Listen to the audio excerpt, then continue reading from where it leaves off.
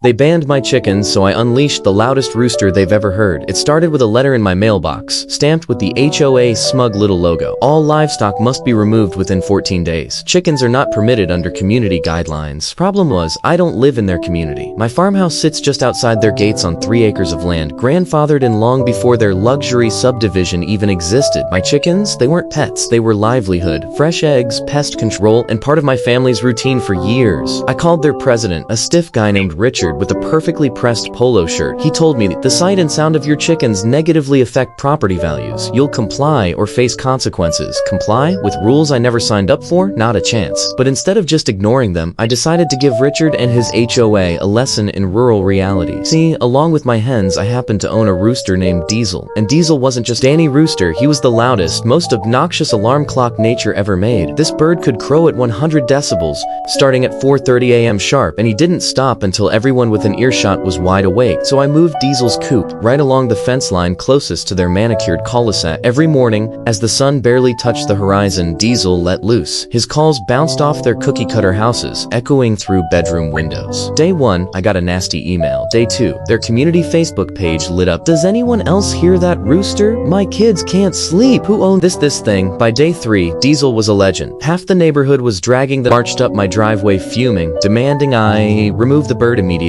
I smiled. You wanted my chickens gone. He's not a flock. He's a pet. He threatened to escalate legally. Too late. I'd already contacted the county agricultural board. They confirmed what I already knew. My property is zoned agricultural, which means not only are chickens allowed, I could legally keep up to 50 roosters if I wanted. When I told Richard that little fact, his face turned red enough to match a stop sign. The next week was glorious. Diesel crowed every morning like a rock concert for farm animals. Residents complained non-stop. Parents begged the HOA for relief. Even joggers with headphones couldn't escape him. Finally, the board caved. Richard showed up again, this time much quieter, folder in hand. They offered to compensate me if I'd agree to keep Diesel farther from the neighborhood. I said no, I didn't want their money. What I wanted was freedom from their harassment. So I demanded a signed agreement. The HOA would acknowledge in writing that they had no jurisdiction over my property, and they would cease all attempts to enforce their rules on me. In return, I'd relocate Diesel's coop back by my barn. They signed immediately. Diesel still crows every morning, but now only my family hears him. The HOA? They live in blissful silence once again, but with a permanent reminder that not every piece of land is theirs to control, but I keep that agreement framed in my kitchen, right above the egg basket. So let me ask you, would you have gotten rid of the rooster or let him crow until the HOA finally surrendered like I did? If you enjoyed this HOA revenge story, hit like, subscribe.